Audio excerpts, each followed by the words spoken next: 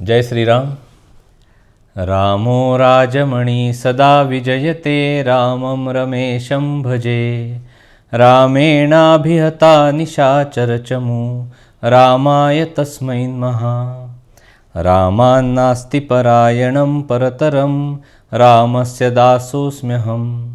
रामे चित्तलयः सदा भवतु मे, भो राम माम् उद्धर. मनोजवं मारुततुल्यवेगं, जितेन्द्रियं बुद्धिमतां वरिष्ठं. वातात्मजं वानरयूथमुख्यं, श्रीरामदूतं शरणं प्रपद्ये. शुकासारिखे पूर्णवैराग्यजाचे, वसिष्ठा परिज्ञानयोगेश्वराचे. कवी वाल्मिका सारिखा मान्य ऐसा, नमस्कार माझा सद्गुरु रामदासा. जयांचा जनी जन्मनामार्थ झाला, जयाने सदा वासनामात केला. जयांच्या मुखी सर्वदा नामकीर्ती, नमस्कार त्या ब्रह्मचैतन्यमूर्ती. सद्गुरुनाथ महाराज की जय. जय जय रघुवीर समर्थ. श्रीराम समर्थ. जय श्रीराम. सगळ्यांना माझा नमस्कार. आपण समर्थांनी जे मनाचे श्लोक रचलेले आहेत त्यावर त्यांच्याच कृपेने ही निरूपण सेवा घडत आहे. आपण दर रविवारी एक एक श्लोक अभ्यासाला घेतो. आज 53वा श्लोक आहे.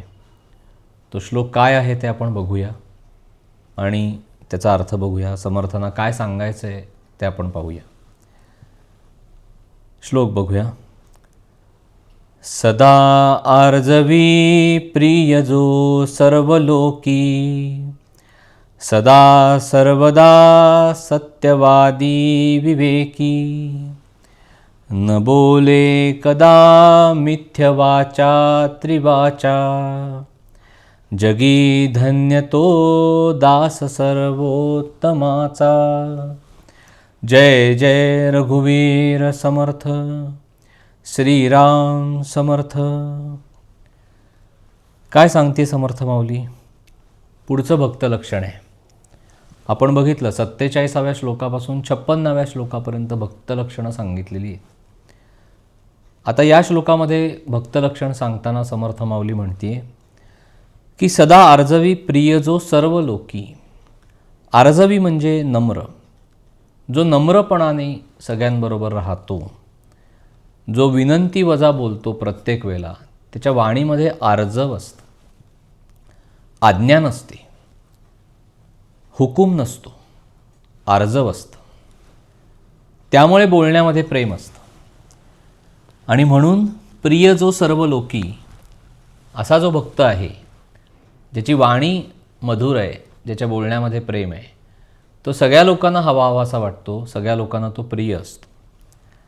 सदा सर्वदा सत्यवादी विवेकी. सत्यवादी म्हणजे जो सत्य भाषण करतो. विवेकी म्हणजे ज्याचा विवेक सदैव जागृत असतो, ज्याची सत्सद्विवेक बुद्धी सदैव जागृत असते. न बोले कदा मिथ्य वाचा तरी वाचा. मिथ्य म्हणजे खोटं, असत्य, विसंगत. त्रिवाचा म्हणजे ज्याचा बोलण्यामध्ये मेळ नाही. इथे त्रिवाचा म्हणजे 3 वेळेला असा शब्दप्रयोग आहे. म्हणजे एखादी व्यक्ती बघा, पहिल्यांदा काहीतरी बोलते, दुसऱ्यांदा वेगळंच काहीतरी बोलते आणि तिसऱ्यांदा पहिल्या आणि दुसऱ्याशी काहीही मेळ नसलेलं परत बोलते. म्हणून समर्थांनी तो 3 वेळेला असा तो त्रिवाचा असा शब्द वापरलेला आहे. म्हणजे थोडक्यात ज्या व्यक्तीच्या बोलण्यामध्ये कुठलाही मेळ नसतो, कुठलीही सुसंगती नसते, तर जो भक्त आहे तो अशा पद्धतीने वागत नाही, बोलत नाही, तो मिथ्य भाषण करत नाही, तो सदैव सत्याचाच मार्ग आचरतो. आणि असा भक्त जगामध्ये धन्य होतो. म्हणजे जो सदैव नम्र राहतो, सदा आर्जवी, प्रिय जो सर्व लोकी.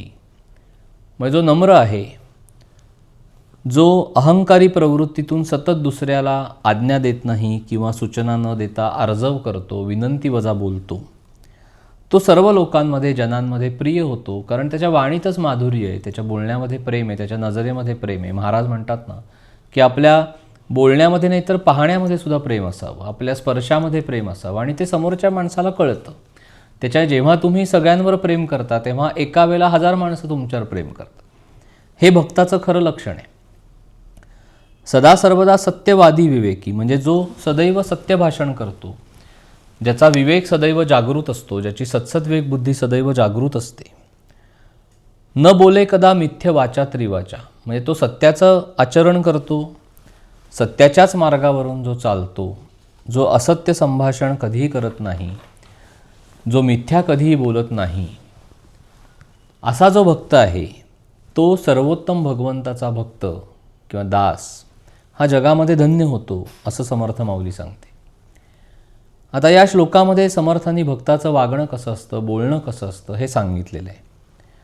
आता पहा, आर्जवी हा जो शब्द वापरला आहे त्याच्यामध्ये नम्रपणा हा गुण आहे भक्ताचा. भगवंताचा भक्त समोर पाहिला की तो नम्र असतो, त्याच्यामध्ये अहंकारच नाही. ही नम्रता, ही वृत्ती त्याच्यामध्ये शरणागतीतूनच येते.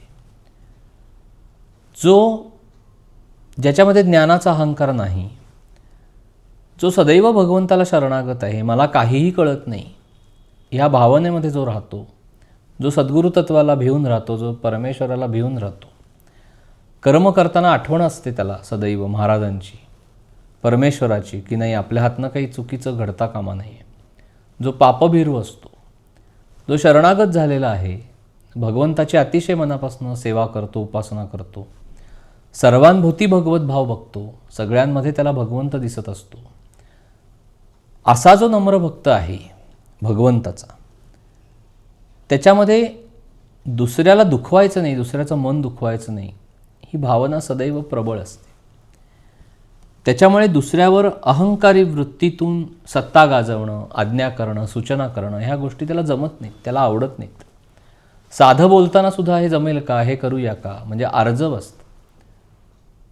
प्रेमाची कुठेतरी विनंती असते, विनंती वजा आर्जव असतं. त्याच्यामुळे सर्वांभूती भगवत भाव हे जे भक्ताचं प्रमुख लक्षण आहे, त्याच्यामध्ये नम्रपणा हा गुण आहे भक्तामधला. म्हणून त्याच्या वाणीमध्ये आर्जव असतं, त्याची वाणी गोड असते, आणि साधारण त्याचा स्वभाव असा असतो की दुसऱ्याच्या कलानी आपण घ्यावं. म्हणजे महाराज म्हणतात तसं की जर परस्पर संबंधांमध्ये प्रेम उत्पन्न व्हायचं असेल तर आपण स्वतःच्या स्वभावाला मुरड घालावी आणि दुसऱ्याच्या स्वभावाला सवलत द्यावी. म्हणजे आपल्याला असं वाटतं ना की समोरच्या माणसाने आपल्याला समजून घ्यावं म्हणजेच आपल्या स्वभावाला सवलत द्यावी, तर तीच गोष्ट आपण दुसऱ्याच्या बाबतीत करायची. आपण दुसऱ्याला समजून घ्यायचं आणि आपण दुसऱ्याच्या स्वभावाला जर थोडीशी सवलत ठेवली आणि स्वतःच्या स्वभावाला, अहंकाराला जर मुरड घातली तर आपल्याला प्रेमाने राहता येतं. आणि हे भक्ताचं प्रमुख लक्षण आहे. म्हणून समर्थाने तो आर्जवी असा शब्द वापरलेला आहे की त्याच्या वागण्या बोलण्यामध्येच इतकं प्रेम असतं, की त्याच्या नजरेमध्ये प्रेम असतं. तो कधीही कोणाशी अहंकारातून उद्धटपणे बोलत नाही. त्याची वाणी गोड आहे, त्याची वाणी मधुर आहे. महाराजांनी एक साधं उदाहरण दिलं आहे की लाकडाचे 2 तुकडे जर आपल्याला जोडायचे असतील तर दोन्ही लाकडांचे भाग तासून नंतर ते एकमेकांमध्ये बसवतात, म्हणजे तो सांधा घट्ट बसतो. त्याप्रमाणे माणसाने आपापले जर दोष तासले तर परस्पर प्रेमाचा जो सांधा आहे तो खात्रीने उत्तम बसेल असं महाराज म्हणतात. पण हे सगळं करायला आपला अहंकार आड येतो. पण भक्तलक्षण असं सांगतं की अहंकार भक्ताच्या मनामध्ये नसतो, त्याच्यामुळे तो भगवंताला शरणागत झालेला असतो, त्याच्यामुळे तो नम्र असतो. ज्या माणसामध्ये अहंकार आहे तो माणूस नम्र नाही. ज्या माणसामध्ये अहंभाव आहे त्याच्यामध्ये नम्रता येऊ शकत नाही. पहिल्यांदा अहंकार भगवंताला अर्पण करावा लागतो, पहिल्यांदा अहंभाव हा मनातून काढून टाकावा लागतो. आपण कोणीही नाही, जे काही आहे ते भगवंताचं आहे, सद्गुरूंचं आहे, आपण त्यांच्या पायापाशी बसलेलो आहोत. ही भावना सदैव मनामध्ये जागृत राहिल्याशिवाय ती नम्रता येणार नाही. आणि असा जो भक्त आहे की ज्याची वाणी मधुर आहे, ज्याच्या वागण्या बोलण्यामध्ये नजरेमध्ये प्रेम आहे, जो सगळ्यांशी निष्कपट प्रेमाने वागतो, कुठला कपट नाही त्याच्यामध्ये, कुठला त्याचा स्वार्थ नाही, त्याला जनप्रियत्व प्राप्त होतं. आणि लोकांचं प्रेम प्राप्त होणं, जनप्रियत्व प्राप्त होणं हे भक्ताचं प्रमुख लक्षण आहे. आणि सगळ्या संतांना हे जनप्रियत्व प्राप्त झालेलं आहे. सगळ्या लोकांनी संतांवर अतिशय प्रेम केलेलं आहे. का केलं? कारण संतांनी पहिल्यांदा प्रेम केलं आहे लोकांवर. त्या प्रेमामध्ये कुठलाही अहंकार नाही, कुठलाही स्वार्थ नाही. काही मिळवायचं आहे का संतांना? काहीही नाही. भगवंत स्वरूप झालेले असल्यामुळे, सर्वानुभूती भगवत भावच पाहत असल्यामुळे, प्रेमात राम रमतो, प्रेमाला मोल ना जगा माझी, हाची सुबोध गुरूंचा, गुरुरायाला तहान प्रेमाचे, या उक्तीप्रमाणे त्यांना फक्त प्रेमच हवं असतं. महाराज म्हणतात तसं की आपण साखर खाल्ली की ती गोडच लागते, त्याप्रमाणे आपण जर गोड बोललो दुसऱ्याशी तर समोरचा माणूस कसाही असला तरी तो तुमच्याशी गोडच बोलेल. म्हणजे भक्त सर्वांशी प्रेमाने वागतो, प्रेमाने जग जिंकता येतं. भक्त कोणाचंही अंतःकरण दुखवत नाही, कारण भगवंताने हे सांगितलेलं आहे की मन हा माझा एक अवतार आहे. त्याच्यामुळे खरा भक्त जो आहे तो दुसऱ्याचं मन दुखवत नाही. दुसऱ्याचं जर मन त्याच्याकडनं दुखवलं गेलं तर त्याला अतिशय पश्चात्ताप होतो आणि कधी एकदा त्यातनं तो बाहेर पडतोय असं त्याला झालेलं असतं. आणि म्हणून असा जो भक्त आहे त्याला जनप्रियत्व प्राप्त होतं. आता हे जनप्रियत्व प्राप्त व्हायच्या आधी, म्हणजे महाराज असं म्हणतात की तुम्हाला जनप्रियत्व जर हवं असेल तर जनांचा जो राजा आहे भगवंत, त्याचं प्रियत्व तुम्ही संपादन करा, म्हणजे तुम्हाला लोकांचं प्रेम मिळेल. त्यामुळे खरा भक्त जो असतो तो पहिल्यांदा भगवंताचं प्रेम मिळवतो. आता प्रेम ही भगवंताची वस्तू आहे. भगवंताची उपासना निस्वार्थ बुद्धीने केल्यानंतरच भगवंताकडनं आपल्याला प्रेम प्राप्त होणार आहे. म्हणजे कसं आहे की आपण दास्य भक्तीने भगवंताकडे गेलो की तो सख्य भक्ती आपल्याकडे करतो, म्हणजे तो आपल्याला त्याचा सखा बनवतो. आपण त्याचा दास बनून जायचं, तो आपला सखा बनून येतो. ह्याला भगवंताचं प्रेम असं म्हणतात. आणि भगवंत इतकं मग आपल्यावर प्रेम करतो की सगळ्या बाजूनी तो आपल्याला सांभाळतो. आपल्याला जरा जरी त्रास झाला कोणाकडनं तर ते भगवंताला आवडत नाही, आणि त्रास देणाऱ्याला भगवंत बरोबर त्याची जागा त्याला दाखवतो. भक्ताला काहीही करावं लागत नाही, भक्ताला फक्त भक्ती करायची, आणि ती सुद्धा त्याच्या हातून इतक्या सहजतेने घडत असते की आपण भक्ती करतोय, आपण नाम घेतोय, आपण अनुसंधानामध्ये आहोत याची जाणीवसुद्धा भक्ताला नसते. ते इतकं सहज असतं त्याच्यासाठी. आणि हीच भावना त्याच्या मनामध्ये अतिशय प्रबळ असते की तो सगळ्या जगावर प्रेम करत असतो, अकारण प्रेम करत असतो. त्याचं प्रेम हे स्वार्थरहित असतं, त्याच्यामध्ये कुठलाही हेतू नसतो. आज आपल्या सगळ्यांचं प्रेम हे स्वार्थावर आधारित आहे. घरामध्ये सुद्धा एकमेकांच्या बरोबर आपण प्रेमाने राहतो, पण कुठेतरी स्वार्थ असतो. जगामध्ये वावरताना सुद्धा कुठेतरी स्वार्थ आहे. जोपर्यंत आपला स्वार्थ साधला जातो तोपर्यंत प्रेम टिकतं. ज्या दिवशी आपला स्वार्थ साधणं समोरचा माणूस बंद करेल त्या दिवशी त्याच्याविषयी आपल्याला प्रेम वाटतंय का, हा खरं तर अभ्यासाचा विषय आहे. आणि हेच भक्त लक्षण सांगताना समर्थ म्हणतात की सदा आर्जवी प्रिय जो सर्व लोकी. म्हणजे असा जो भगवंताचा भक्त आहे, जो नम्र आहे, जो अतिशय आर्जवी म्हणजे विनंती वजा राहतो, गर्व नाही कुठला, अहंकार नाही आहे कुठला, जो सगळ्यांवर अकारण प्रेम करतोय, स्वार्थरहित प्रेम करतोय, तो सर्व जनांमध्ये, सर्व लोकांमध्ये प्रिय होतो. म्हणजे त्याला जनप्रियत्व मिळतं.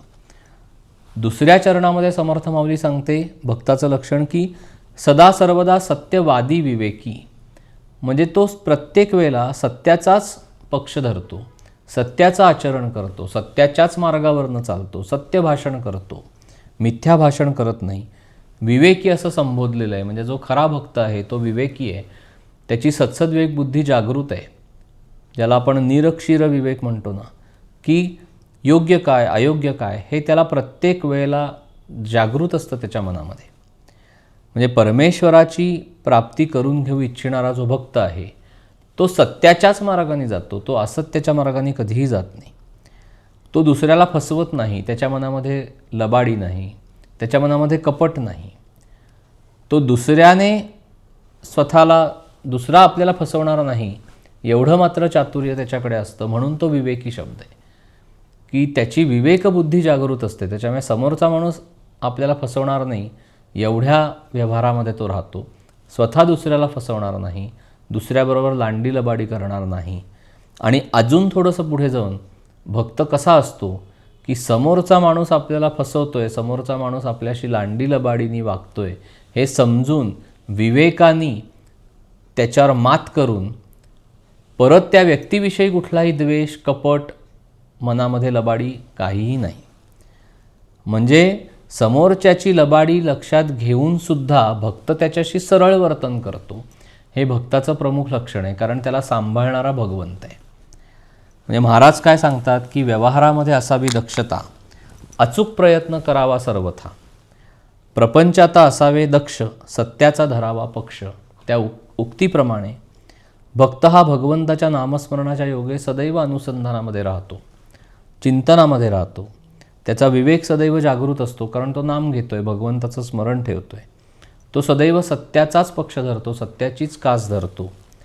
प्रपंचामध्ये तो दक्षता बाळगतो. दुसऱ्याकडनं आपण फसवले जाणार नाही इतका विवेक बाळगून असतो, पण तो दुसऱ्याला फसवत नाही.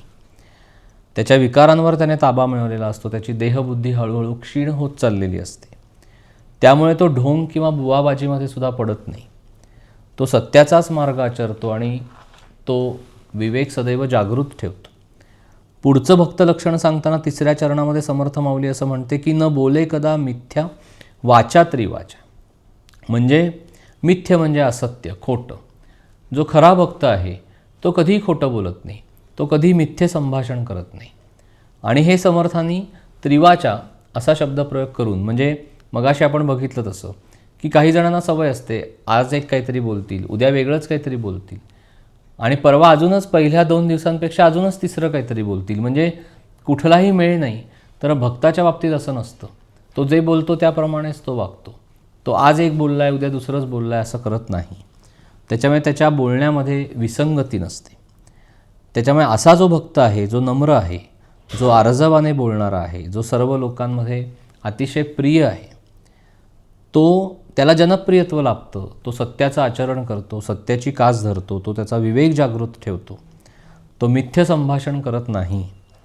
असा जो भगवंताचा भक्त आहे तो जगामध्ये धन्य होतो. आणि हे सूत्र सांगताना समर्थ आपल्याला या श्लोकामध्ये असं सांगतात की सदा आर्जवी प्रिय जो सर्व लोकी, सदा सर्वदा सत्यवादी विवेकी, न बोले कदा मिथ्य वाचा त्रिवाचा, जगी धन्य तो दास सर्वोत्तमाचा.